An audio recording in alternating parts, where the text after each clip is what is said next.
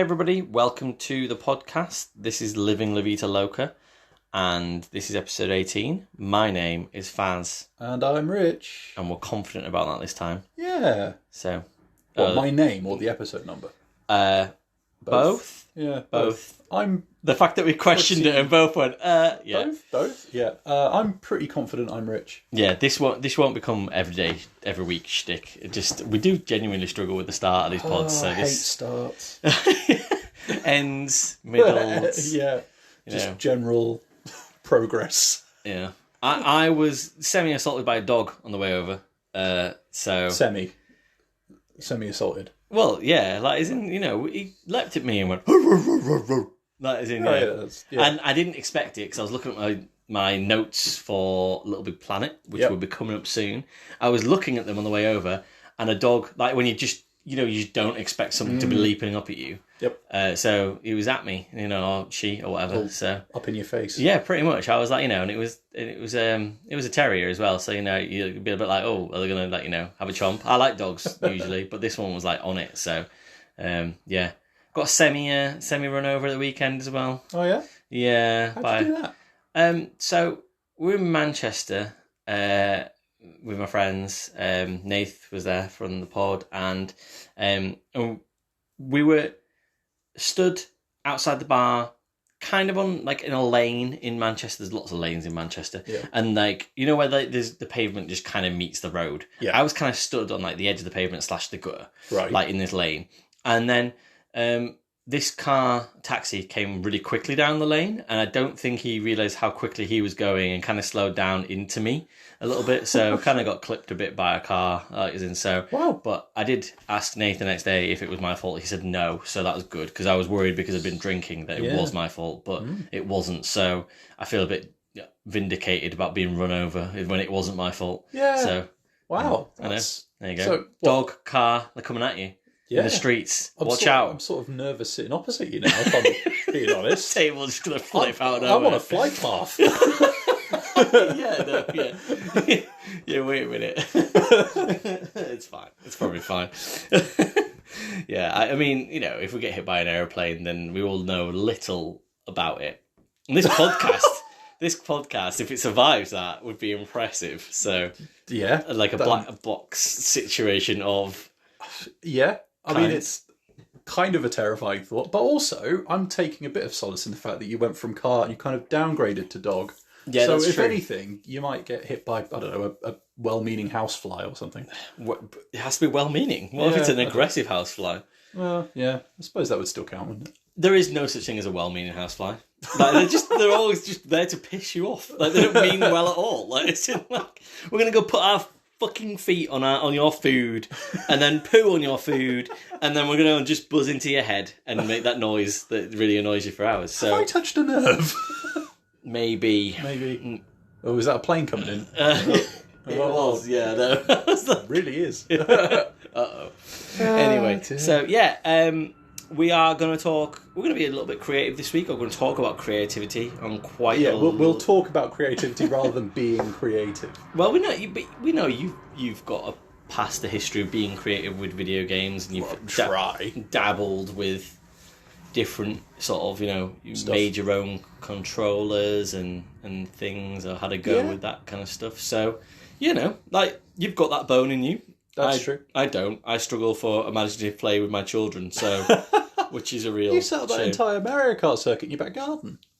Did I do that? Well, you did an oval and ran around. Or did my 5-year-old son do that in his head? And I was like, yeah, it sounds good. I think we did actually do that. Well, that's it. I'd say the only creativity, coming full circle, that comes from playing on video games, probably, I would say. So that's one good thing about video games, is that make my house a little bit more creative when I'm being in dad mode. So there you go. Oh, well done, video games. So, speaking on that note then, before we get into Little Big Planet, where we feel like, well, I certainly feel like I've possibly been the most creative in a game, maybe in my gaming career, maybe not, but do you want to talk about Pico 8? I feel like it's a good starting point, and what that is. And is that how you say it, Pico 8? Pico 8, yeah. So obviously Little Big Planet, a big part of it is the creativity and being able to make levels, mini games, all that good stuff.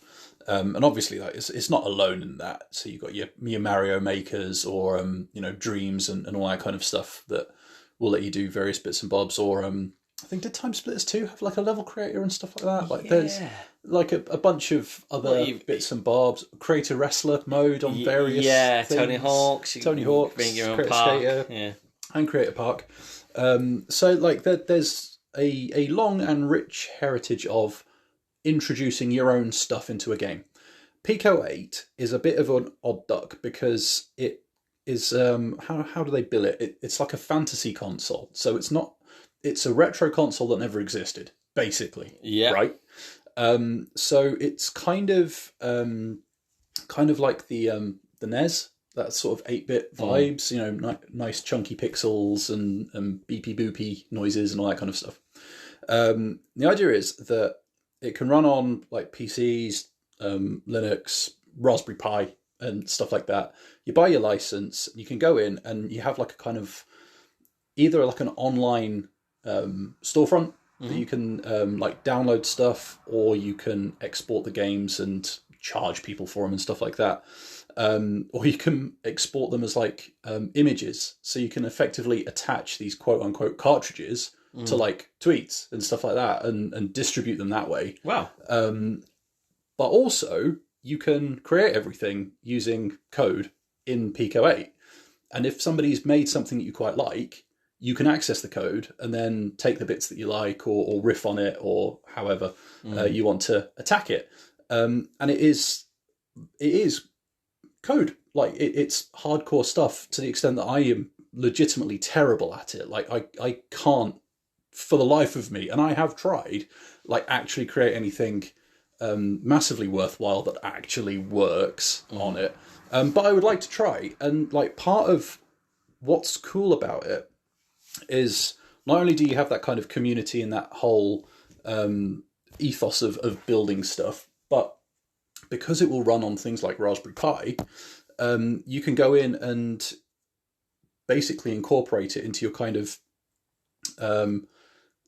physical builds for Raspberry Pi. So I've got like a little Raspberry Pi, like a miniature computer board, if you like, and I managed to pick up a little screen for it. So I've got like a little like 2-point-something inch screen that will run this Pico 8 system and a little wireless keyboard and stuff like that. So it's not quite a handheld thing, but it is nearly portable and stuff like that. But that's because I, soldered that together and, programmed some of the buttons so that you can turn the screen on and off if you're going to output it to HDMI and all that kind of stuff. So it's like, though I'm terrible at anything beyond maybe pixel art on a good day on this thing, like it did in general, yeah, just an absolute whiz at MS Paint. But it spurred me on to dabble with that kind of physical computing, like building a device kind of thing. And so it still had that spark of creativity about it, even though I wasn't engaging with it in the manner that it was designed for, I guess. But that's, like you're saying, it's what you were comfortable with doing, I guess, really. That is in. So, in terms of what kind of itch does that scratch for you?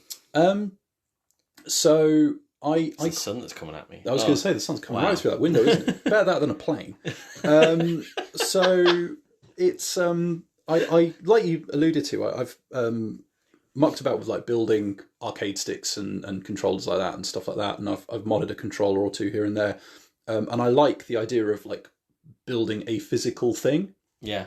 And I mean, back when I mucked about with like BASIC and stuff like that, and in my library at school they had a couple of books where they basically collated like in old magazines they would have like type-in programs and stuff like that. I had a load of those in. So I spent ages making like tic-tac-toe on BASIC and stuff like that, just by copying parrot fashion what was in this, not the parrot types, but you know what I mean. God. Got it. Just copying this thing out of a book.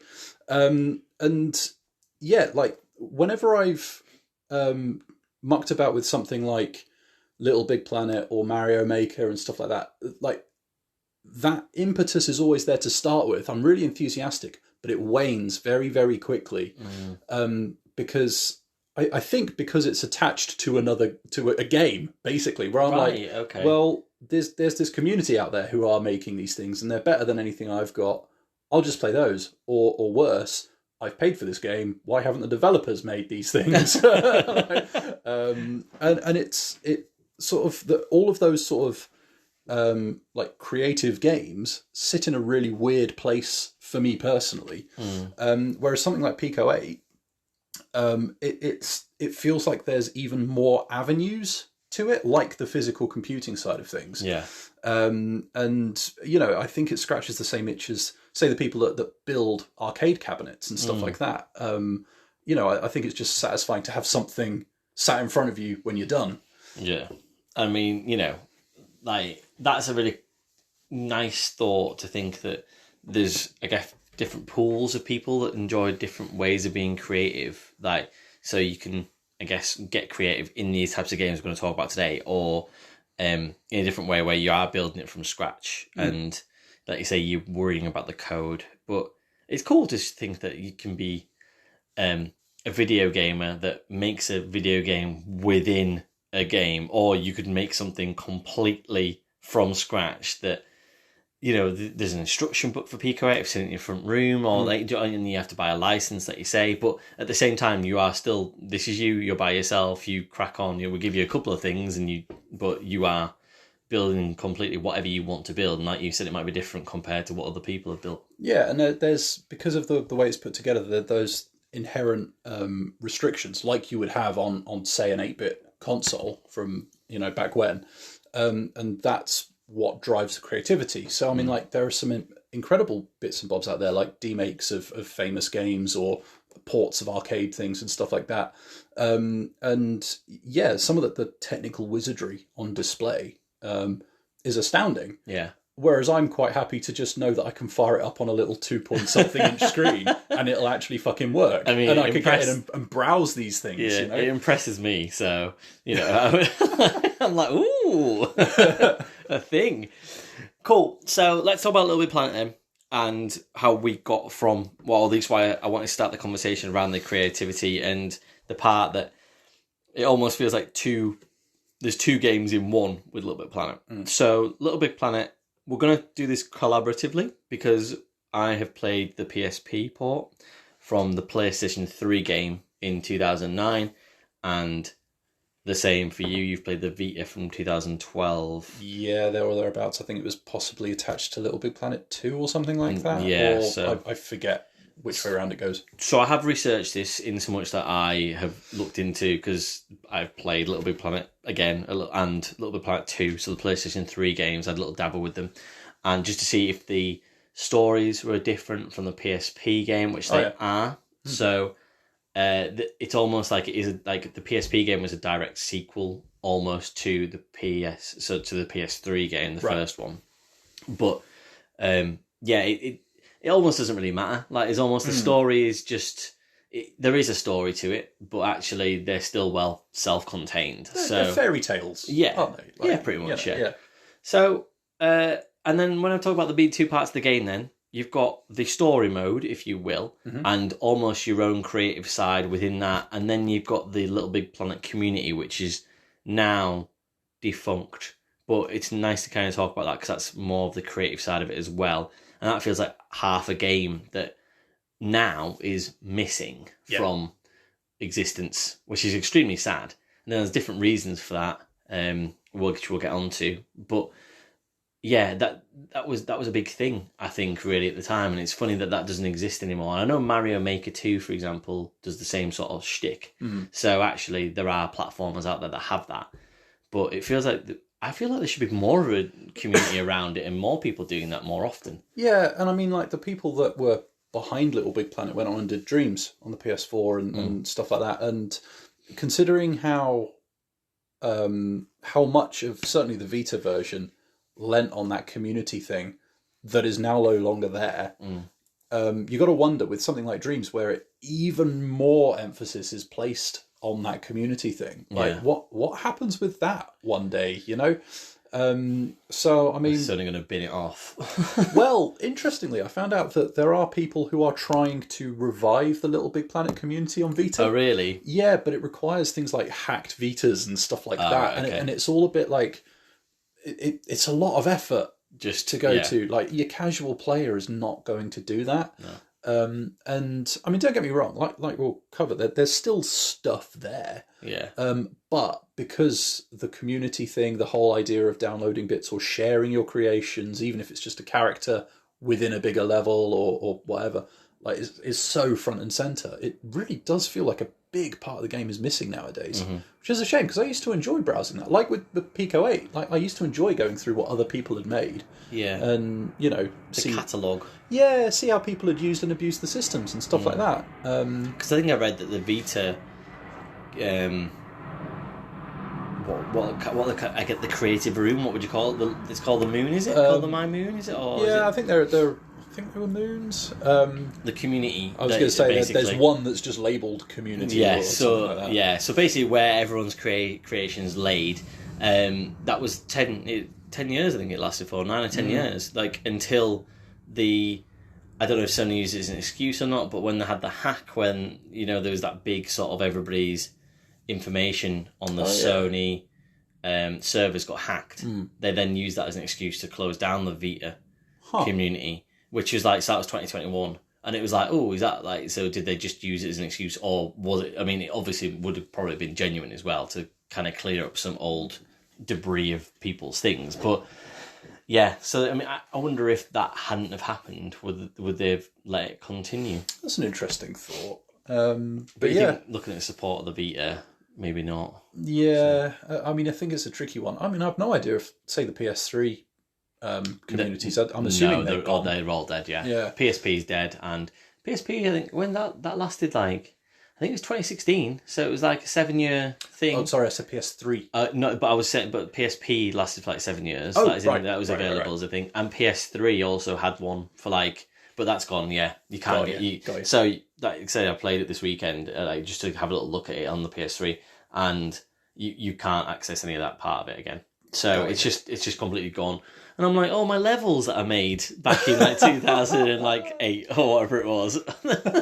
Oh, my terrible levels that I made that were just full of points bubbles, because it was like, that was the easiest thing to fill it with. That was like, I think, so speaking about I guess we're on the creative side of it already. Like, I didn't make that many levels, but I, like you say, enjoyed playing those levels that just felt like they're a bit like they've been made by a psychopath. Like, it was almost like they knew that you were throwing your little Sackboy into this like horrible situation, like just a never-ending falling like through some points bubbles for like about 7 minutes or something, and you're just like down a ramp, and you're like, "This is great! I'm having a great time!" Like, and then you'd see people's scores at the end, and you'd be like, "How's that person got 10 more points than me?" Like, as in like just through falling, like as in like, I better go back in and try and fall better. Like, yeah, it was great to kind of just go in and dabble randomly in communities and just think, someone's actually taking the time to just make this fucked up level. It's messing with everyone's head. I similar to like Mario Maker and stuff like that, I always really enjoy the ones where they take the mechanics and they take the tools and then make something completely fucking different to the main game. Like they've taken Little Big Planet and turned it into like a fucking shmup or something like that, with explosions everywhere. And I went on YouTube. Oh, they were amazing. Like, you're right. Like the ones that just like, it was like you just couldn't move it. So completely radical that it shouldn't work, and yet somehow did. And like you can, I don't know about the PSP version, but I know on my one, you could unlock various mini games as you went through the story that kind of touched on that and gave you like versus ones when you're in tanks and stuff like that. But I went on YouTube because there was some old like community showcase videos and stuff like that.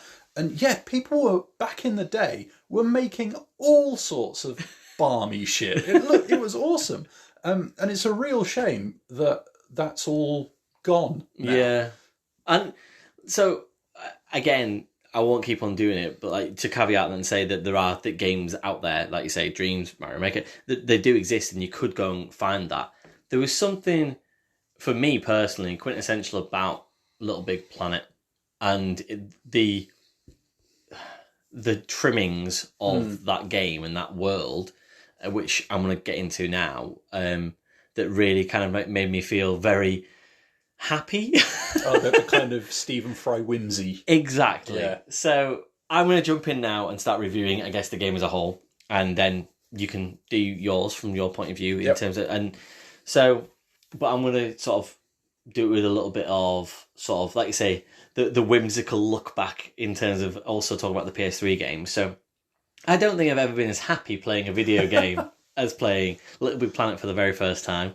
Like the intro video, fair enough, with Stephen Fry doing narration over the top of it, and it's kind of got that really lovely sort of bubbly pop music behind it, and it's sort of talking about, everybody's thinking in the world, and it's sort of, I think there's like 3 people sat in their hairdressers with like thought bubbles going over their head or something, and like that video is fine, and it's kind of like, oh, that's nice and kooky, and Stephen Fry's doing the chat and everything, and he's using all his rolling words and funny adjectives, and then but you get into the actual tutorials video credits scene where you are controlling Sackboy for the first time. And I've never played anything like that before, where it's like you're learning the game whilst the credits are going in the background. It'll tell you, oh, Stephen from Reading made this part of the game or something like that. It pops up with like a weird picture and stuff. And at the same time, you're learning, how to use stickers or, and it's like, and the sort of, all the symbols from PlayStation fall down and scatter down the screen, and you make your way through it, and you can pull them. And and you didn't even know that at the time because you didn't even know about that mechanic. Yeah. But if you knew and played back through, you could pull things around and stuff. And yeah, it just, that very first sort of interaction with the game, and you just kind of go, immediately, I'm in love with Sackboy. Like, as in, he's the man. Do you know what I mean? Like, as in, just awesome. Like, and then you learn early on, you can control his emotions on his face, like the details that you go into where you use your shoulder buttons. He emotes. He emotes, and you can use their arms and legs and swing round, and then you can dress him up, and you can put. And then when you learn that you accidentally can put a sticker halfway across Sackboy, like when you're trying to put it in the back of the screen, like it stuck to him. That isn't. I just don't understand that. You got that little kiss that you could probably put on him, and be like, it's just like. I see you smiling, sat there thinking that does sound fun. It's the most Nintendo they ever were on PlayStation. I think they're more. I think that it's even more so. Like, as in, we're going to get onto this later. Like, I'm going to sort of come to bat a little bit for Sackboy being a major mascot in video gaming history. Not really truly believing that he's one of the big batters, but I think he deserves an honourable mention as somebody as a sort of a mascot, really, because of the way that he made me feel, even at the time when I was, 18, 19 years old. I wasn't a child. And yeah, it just, lovely, fuzzy, interactive, like, just the detail that went into the making of this game in terms of thinking that people want to interact with this world whilst you're playing a platformer, but it made you feel like you are like really in control of the situation. And a game that it reminds me of, which is a later game, but that I love just as much, is Unravel. And that's the similar sort of situation where you feel like you're interacting with the world a bit more and than just platforming, so yeah, that's my sort of first feeling. And certainly on the PSP port, it felt the exact same thing. There's a similar introduction, and you learn the same way. I would say, not for a negative really, the game is pretty much the exact same game as the PS3. It's just more of it. Like, the story doesn't really even matter. Like, you are trying to help the curators to feel like you're trying to help them out with tasks because they're struggling to get to a party in Brazil, like to go and make something. Why not? Exactly. Who gives a fuck? Do you know? It's okay. Yeah, fine, whatever. But like all that really matters is that you're playing, that you're playing within this world. Is Little Big Planet generally, and also on the PSP, I found the best platform ever? No. It's always had a problem at being a bad platform in its mechanics, in that you can't jump very well as Sackboy. You've got to hold X to really get him to get the right height, and it's very it's annoying. Basically, you hit platforms if you will, or cliff edges very easily, and it feels like very cumbersome. Like, it almost feels like if they just spent a bit more time, like just a little bit more, like thinking every single time that you had a little bit of planet in, coming across to any port or anything, and just said, we're going to make this a bit of a better platform and make it a bit more user friendly, then it would be an even better game than what it is. And I feel like, whilst I've been lauding and saying, all the creativity and all the environment detail, etc., is the best part of the game, and it really is. The reason for that is because they probably didn't do as good a job making it into a solid platformer. So it's nowhere near as fluid as any other side-scrolling platformer that I would think to be able to play. But to look at and to be involved in the world, I think it's one of the best. And the PSP port is no different, really. So you don't notice any differences if it's coming across into a handheld, and it feels, and the graphics are probably just a little bit of a shade underneath the PS3s, which at that time probably it was 4 years into the PSP's lifespan, and therefore nearly towards the end of it, but probably midpoint. But like, it still looked great, and you can't hold it back for that. I'm just trying to think of little things that I want to say about it as well. Before, obviously, I don't know if you're going to say the exact same thing or not, but with it being half a game now, obviously it's not an easy pickup now in 2023. But at the same time, there's enough in the story mode to pay £4 for it. If you've got a PSP, you still get that enjoyment, and you'll still get, certainly, if you're me, you would still get that enjoyment and fulfillment from playing a Sackboy within this environment and this world. I mean, I feel like there's no multiplayer in the PSP port, and one of the best memories I have is that my wife Sally hates video games, and she only really ever liked playing 2 video games, pretty much, I think.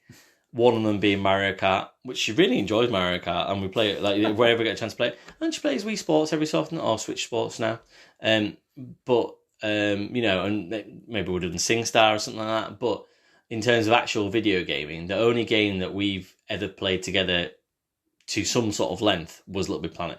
When we first started dating. Nice. Which is crazy, really. And so I've already got happy memories of that. Yeah. That it'll never be the same. No, but, I think that Sal made an active effort at the start of our relationship, thinking this is something that he really enjoys, and I'm going to actually, even though I don't like video gaming, join in on. Yeah, and I really remember, nice. I even remember when we first started dating, I took the PlayStation 3 round to her house, and it was almost like, when you would do that, and you were like, let's play this for a couple of hours and stuff. And I don't think she felt put upon at that point. So maybe now, if I was like, I'm going to bring a video console into your bedroom, she'd be like, no.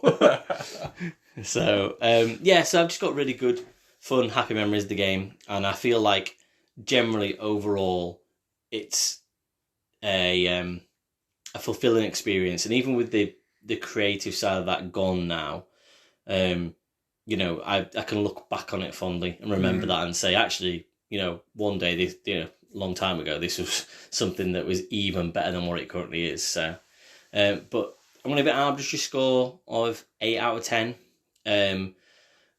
But that's probably just a point off, really, or maybe 2 points off even for platforming, and just it not being very good at performing as a platformer, even though that's what it is. But that doesn't feel like the main aim of the game, really. For me, it's more like you are part of this environment. You can interact with all these parts of the environment and all the weird and kooky characters you've got in this environment. And I just feel like I said at the start, you've probably never been really truly as happy as I am when I'm playing Little Big Planet. So you're a father of 2 kids, aren't you?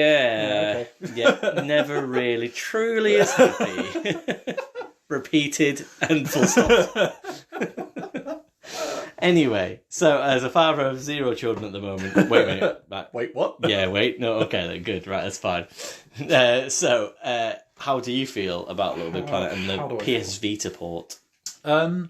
So I had a silent bet with myself, because I wondered if the PSP version might have lent on the online stuff a little less than the Vita. So like Vita would have had multiplayer. It is pretty front loads the community stuff. Like you have to log into Little Big Planet servers as soon as you go in and all that kind of stuff. It feels very internet centric. And so obviously with all that gone, it does feel like there's a not inconsiderable void. I did try the creative side of things, some of the level creation and stuff like that, and found that I ended up just going through a lot of the tutorials. And that's not necessarily a criticism. If anything, it made me realise and appreciate the depth of the creative tools that were there. Yeah. But I didn't really engage with any of them. Mainly because I ran out of time, but it quickly became apparent that anything that I would want to make, I would need to learn how to make. And then spend time doing so. Exactly, yeah. Which is interesting. I mean, and that checks out with what you said at the start in terms of you probably felt like you weren't going to be engaged for that long anyway. Yeah, exactly. So it felt a bit weird. Story-wise, I think, if anything, it sounds like they put in a bit more effort with a bit more story on this one. It feels more like an epic journey, and there's an aim to rescue this person and bring laughter and lightness back to this world and all that kind of stuff. Yeah. It also seems like it is less Media Molecule's own work. There's a lot of other developers in the mix. Yeah. On the sort of the loading screens at the start and stuff like that. I wonder if they were starting to look at like Tearaway and stuff like that, which is what they did next on Vita. That you saying about the kind of tactile environment and stuff like that, I would say Tearaway is the high watermark on Vita really? for that. Okay. Like to the extent that your face is in the sun, it's the camera facing at you and stuff like Pretty that. cool. And like you can put your finger on the rear touchpad and it looks like it's bursting through the screen and all that kind of stuff. And it's got less of a kind of level creation thing. Like you can make changes in the world as you go, but it doesn't have a separate online entity. So, going back now, something like Tearaway feels like it's more of a complete package. Okay. Than Little Big Planet does. Yeah. But the story is fun. Obviously Stephen Fry on top form and all that kind of stuff, as he always seems to be, the bastard. I don't know how he does it. Even when he's like, I'm manically depressed and I think I'm really ill and I'm Could still be phoning it in, but and yet still fucking brilliant. and dare I say it, like that was partly why I watched as many of the creation tutorials as I did, because like they're written in an engaging way. The stuff you were saying about moving through the levels was interesting because and I don't know if this is down to having a slightly different development setup or what, but it felt good to control Sackboy, going through those worlds. Was it crisp? No. But, with the various power-ups you can get and stuff like that, like grappling hooks and all sorts of stuff, you could get a brilliant sense of momentum through some of those levels. And when it all clicked and came together and you were having to like use the touchpad to activate stuff or the rear panel to slide things out while you're swinging through these environments, like when it all came together, it felt really, really good. But then occasionally you would have to contort your hands like around the console to do everything at the same time. I'm Rubik's cubing right now. Yeah. It did feel a little bit like it a couple of times. And it got a little unwieldy. But like coming off of a platformer as frustrating as The Lion King last week, this felt really, really nice. It was a much more chilled experience. And I've written down like, I'm not sure there's a fail state, and then I got to like the final boss and turns out there is. And in the tutorials for some of the creation stuff, it seems as though a lot of like, rather than having a conventional live system like you would traditionally have, it's down to what type of checkpoint you go through. Like, you'll have different types of checkpoints. Yeah. Most of them will give you like infinite lives, But and if some you of them screw up, you don't, go back, and some of them don't. And that, was an interesting way of approaching it, because it felt like most of the time the pressure was off, until the pressure was suddenly on and you didn't notice. Yeah. You know, like it's not very good at telegraphing when it's like, hey, you should actually pay attention now. Yeah. So, Don't activate this checkpoint, because if you do, you're stuck. That does happen probably once in every game. I'd say I've felt it where it's like, oh man, like I feel like I now can't get past this. Yeah, it was. It's occasionally you felt like you could not so much go down a cul-de-sac, because they have a button in there where you can basically explode him and reset back to a checkpoint. So Best button ever invented in a game ever. Well, being able to blow your own protagonist up, granted, just to get him back out. It's fun, but on the flip side, surely if you have that, on some level, you know you fucked up somewhere in the design of these levels. Yeah, I guess so. But I suppose if you're creating stuff, you can't guarantee that someone's not going to create a level where it's impossible to do something. So I see where it's come from.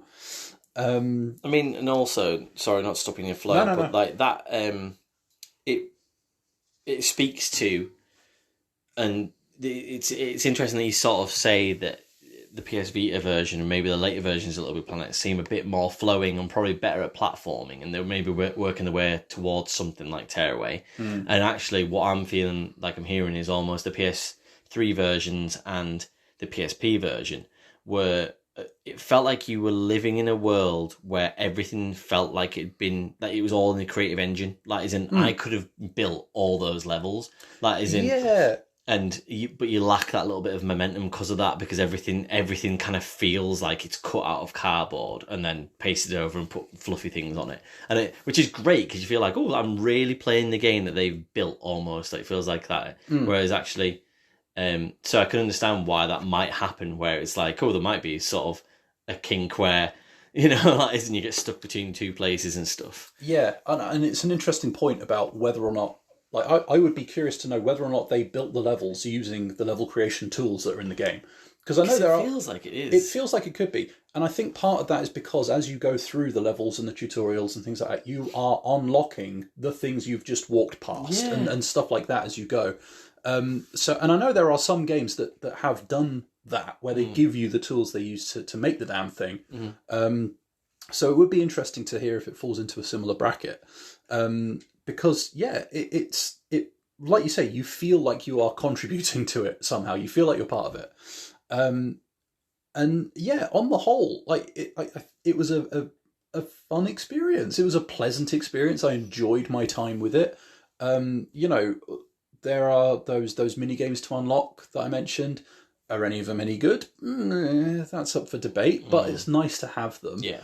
But if anything, it just made me miss that creative side to see what the community would have done to basically top any of that stuff, because I know they would have. And yeah, so it was fun. On the flip side, I just can't get over that online functionality. Like, it feels like it's so integral to certainly the Vita version. Like, I'm really swaying. If we're talking arbitrary numbers, I'm really swaying between a 6 and a 7. Yeah. And my heart is saying 7, my head is saying 6. Yeah. I think I'm going to give it 6. What just happened to you? I'm still that conflicted. Then that's like, but you. So if you're reviewing it and you're thinking that was there, say that did exist still. Like, if it existed, we're talking 8s or 9s. But like the fact that, say, when you're loading it up, you have to sit and wait for it to try and communicate with a server that doesn't exist anymore. Yeah. And all that kind of stuff. And it's just like, it makes the experience drag. Like, if you're doing anything remotely near the community pages, it's the same thing again. Yeah. You know, you've got none of the vast array of content that would have been out there, that would have given the game some longevity. Like, the story mode is fun, but it's short, and it's not challenging. The length and the challenge would have come from the community, and that's the main reason I'm leaning towards a 6. Yeah. And that is, like, I can't emphasize enough, like, how fun the story mode is. Is it a memorable story? Not really. Yeah. But it's engaging enough, and that's all it needed to be. But it feels like it was a taster for what the community was going to bring to the party, and without that, it really does feel like a significant part of the game is missing. Yeah, and I think that's probably fair, to be honest. Like, I would say also, it does sound like a bit like maybe when, a timing sort of thing, when you built the PSP port, for example, they probably would have thought maybe that could be more of a contained game and there wouldn't be as much of a community, but it'd be great to have it. That would be my guess. Yeah, so therefore there was maybe a bit more to it. But even then, as we spoke about, it's intertwined as a game, and it's almost, we talked about when we first started doing this podcast, how these are retro consoles. This is exactly why these are retro consoles, because you can't access any of this anymore. Like, it's out there in the ether, and like you said, there's people trying to use hacked PSPs and PS Vitas to try and bring something similar back, but it just doesn't exist anymore. So therefore, you cannot access it, and it's weird because you're more likely to be able to access a game from 1980 that someone's remade on an arcade and then reported to a home console than you are to be able to access these games, which are of the internet age firmly, which is crazy. It would almost be like, say you go back to the 90s and the Sega Channel stuff, where you're trying to download games to your Mega Drive and stuff like that via cable. Yeah. Like, I know there are a couple of games that were supposedly on that are lost to the ages, and like it almost feels like, certainly Little Big Planet on Vita, like it should just be gone in its entirety. Dare I say it? It's almost worse that it's half there. Yeah. And you can see former shell. Yeah, you can see where the community stuff was. You can see that where the bustling creativity would have sat, and yet you just can't have it. Yeah. It's not like they patched it to remove any of that stuff. They just cut it off. Mm-hmm. And it feels like a bit of a disservice. Yeah. It's not like they did a little update and popped some extra stuff in. Gave you a few more mini games or something like that to fill the gap. If they did something like that, okay, fair enough. And like, it feels like maybe there's an art to the kind of online side of games dying well that we haven't really discovered yet. Yeah. And that's before you get into the discussions around preservation and all that kind of stuff. So yeah. Oh, that chat ranged into really interesting parts that I thought it would, but that was, it's cool. It's good. Awesome. Well done, us. So you would call Sackboy a bit of a tiny rebel, and that's what we're drinking. That is a good segue. And that's what we're drinking, aren't we? So you should mention that. So you brought this to the party. Do you say Club Tropica? Or CLWB Tropica? Don't know. It's not Welsh or something, is it? Yeah, probably. Yeah, Welsh. That is in. But where are Tiny Rebel from again? I can't remember now.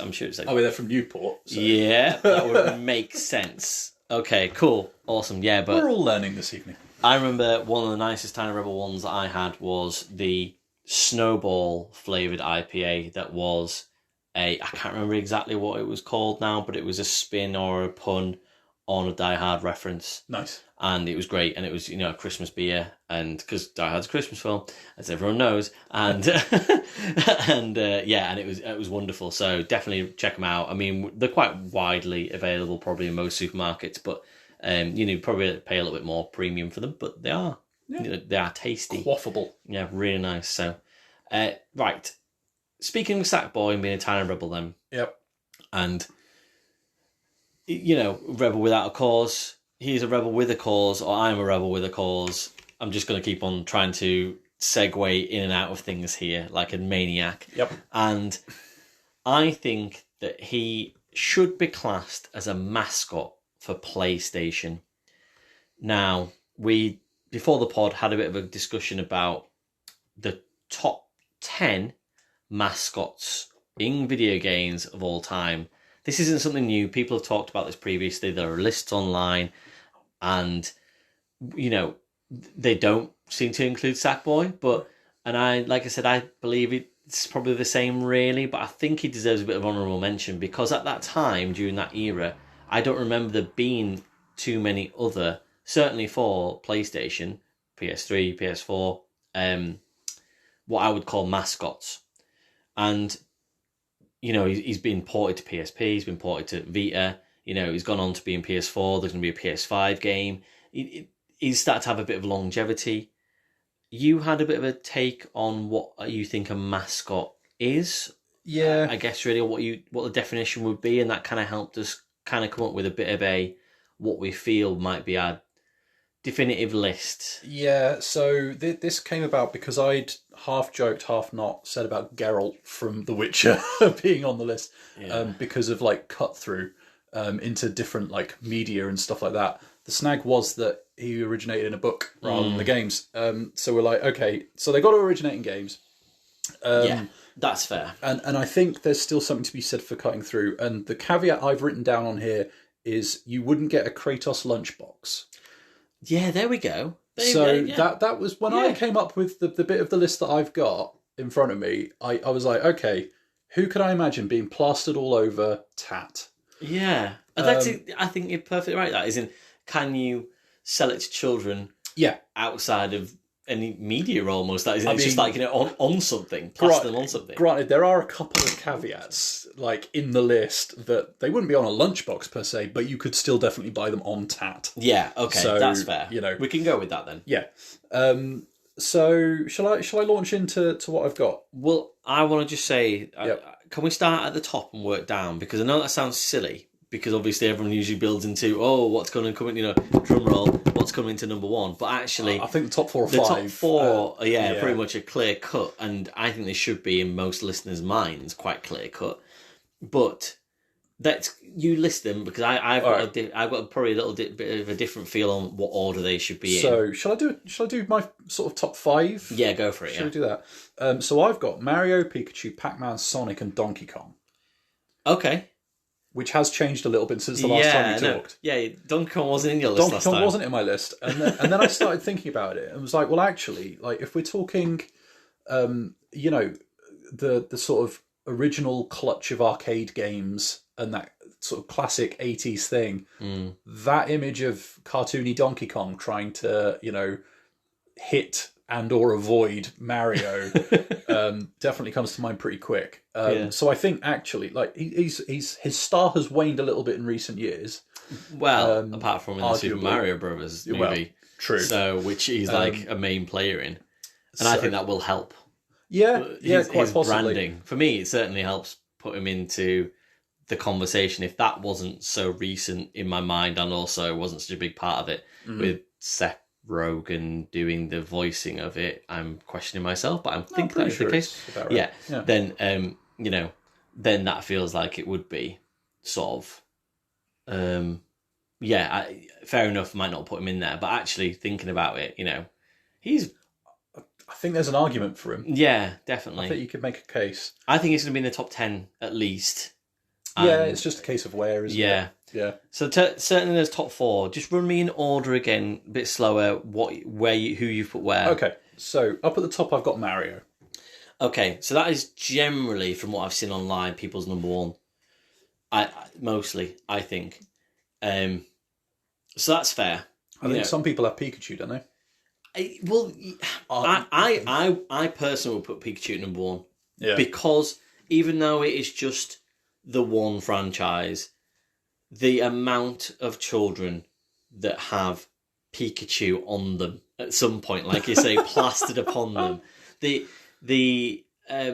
sheer longevity of I said obviously about Mario even longer than Sonic as well, but Donkey Kong. But that is in just the thought process that I'm kind of going along here is almost like in my lifetime, certainly, to see it from the age I was to the growth that it is now. Yeah. And you kind of go, and I just bought a trainer pack for my 8-year-old nephew for his birthday, and he was so excited, and he got like a Mew V Max and stuff, and you just think just Pokemon in general, that is it's still so huge, and you just think, considering everybody thought it would be a fad as well. Exactly, that's the thing, like, and you kind of go, so for example, there are things in media that last, and you kind of maybe a bit more underground, like something like Teenage Mutant Ninja Turtles or something, for example, that is they're still a thing and people still love them, but how much money have they generated as a brand? Whereas Pokemon has just gone and stuck since Gen 2, just being like, in there.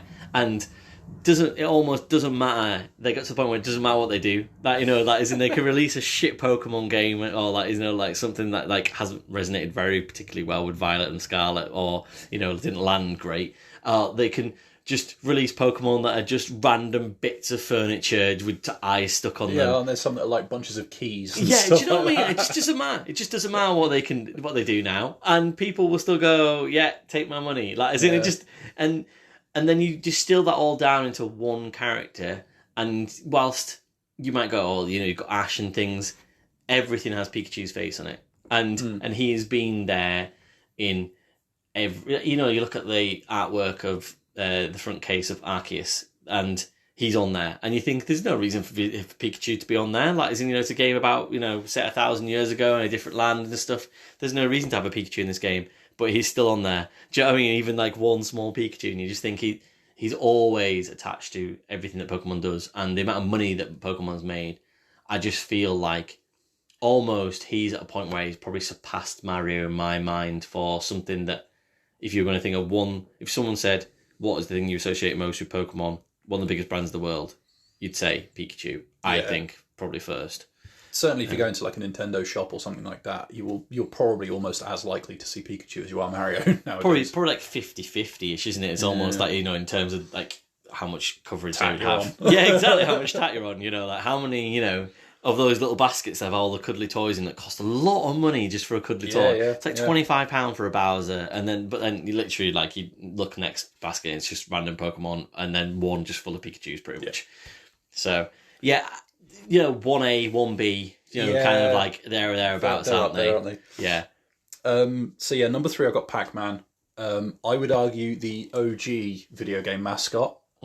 Again, amount of tat, you know, signs for pizza places they'll make them look like Pac-Man. They'll take a slice out to make them look like Pac-Man. Sonic, again, kind of similar to Donkey Kong for me, where, you know, once upon a time, huge, obviously, maybe I nearly said a bit of a laughing stock nowadays. That's a bit harsh, but like, Do you think so? Well, I think there was a time, like around 2006. Well, the games really, that is in the the games stuff. were really bad for quite a while there. But I think, you know, still in the consciousness of gamers. I don't think his games, and I feel like I'm stealing someone's view here, which is, you know, Remember the Game podcast, and I was listening to their Sonic Hedgehog podcast recently, and they said on there, and I'm not trying to steal their views at all, but they said that the games have never been necessarily absolutely amazing, and it's sort of like, you know, Sonic 2 for me, and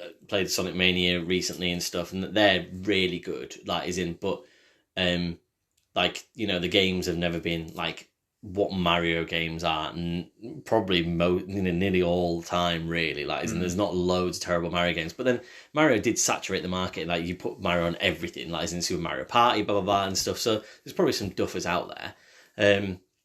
But yeah, Sonic really struggled, and I think that probably kind of really came from the fact that Sega didn't really have a home console, so it was almost like it felt like they just were trying very hard for a while, like, almost like. But then, isn't that more indicative than that? I think that, and I saw a kid again the other day, just random child in the street, must have been 4 years old, wearing a Sonic t-shirt. I was like, hey, how is it? He doesn't know who Sonic is, but he does though. That he has Sonic on his t-shirt, and there's been 2 probably quite high-grossing Sonic films recently, and I think that's helped. Do you know what I mean? Recently, yeah. And definitely. I just think that he's still on things, and people still talk about Sonic the Hedgehog, and he's a cool character. So yeah, I get why you'd say, you know, maybe Pac-Man over him, but I'd say he definitely deserves his place in the top 5 as a video game mascot. And I'd be surprised if people, if you said if you give people the time to think about it and said Sonic, you know, like, sorry, what's your favourite video game mascot? Enough people would say Sonic for him to slide into the top 5. Out your pointless answers. Do you want me to do the back 5? I do. Shall I just read what I've got, and then you can read what you've rebuttal? got. That's fine. All right. Number 6. I have Lara Croft. I would argue, like, Sony and / PlayStation / however you want to cut it, went through a bit of a phase where they sort of went any which way to try and get a mascot, and ended up with kind of like a a cast. Yeah. An all-star racing. I think Lara Croft kind of led the charge, certainly among like the slightly older demographics. Like she was integral to pushing that out there. 7, I've got Ryu from Street Fighter. Yeah. Because unabashed Street Fighter fan, I will defend that one to the hilt. Number 8, I've got Crash Bandicoot. Yeah, okay. C number 6, I guess, but for children. Yeah. Number 9, I've got Link / Sackboy. I think Sackboy's kind of sitting in an awkward spot. I think they got to like PS3 and were like, shit, we need to get a new mascot. And I think Sackboy was the one. And then I think they tried to do the same thing with Astro for PS4 when the VR stuff came out. Yeah. But I think Sackboy, I think history will be kind to him. But the problem is that I couldn't decide between him and Link. Oh, really? Okay. And so I've kind of got them both sat at number 9. Because I think Link, if you had him in isolation, I think more people would recognise Sackboy than recognise Link in isolation. I guess so, yeah. I reckon people would point at Sackboy and go, well, I think that's a character from a video game or a cartoon or something. Whereas I think they would point at Link and go, Dungeons and Dragons, maybe? Or Lord of the Rings? Or and I think they are more likely to be more accurate with Sackboy than Link. But that is a complete hunch. I have no data. I have no research. We're just making this up as we go along, guys. Who knew? Surveyed anybody. Who knew? Number 10, I've kind of got a placeholder for the fallen 90s mascots that tried and failed. So your Bubsies, your Gex, your Crocs. Like, I think we need like an honourable... Just types of shoes. We need like a kind of an empty seat at the table for the 90s mascots that tried and never made it. Yeah, I get that. I mean, if you wanted an actual one, I think Spyro might squeak in. But I would argue, even on that argument, Bubsy probably still makes it for infamy rather than anything else. So yeah, it's like Kirby, obviously, like Kirby not failed, but then that isn't. I feel like he isn't really translated anywhere apart from the Nintendo. Basically, I think once you're outside the top 5, I think it gets a lot murkier, a lot quicker. And I wanted to bat a little bit for Master Chief as well, because I feel like the Xbox should have had something in this list, because even though he is not necessarily like someone you plaster all over like lunchboxes, you could see kids having like backpacks with like Master Chief, or like Spartan backpacks and stuff and things like that. I don't know. I always associated it with like collectible helmets and stuff like that, which feels like a very adult thing. It does, but then and Lara Croft was on Playboy, so I mean that is literally an adult thing. Yeah, my word. But yeah, so I've got no real qualms with that. That's the only person that I kind of feel like I would kind of go, well, actually, maybe. And we know there's hundreds out there that people could be saying, and you'd be saying, like Leon for Resident Evil and things, and it's almost like, but I do feel like they've got to be a little bit cutesy, a little bit lovable, a little bit, like say, what the definition of what a mascot would be. That if you think about like a school mascot or something, it's usually an animal, like and could you imagine someone dressing up as them for a Halloween or something? Lara, maybe.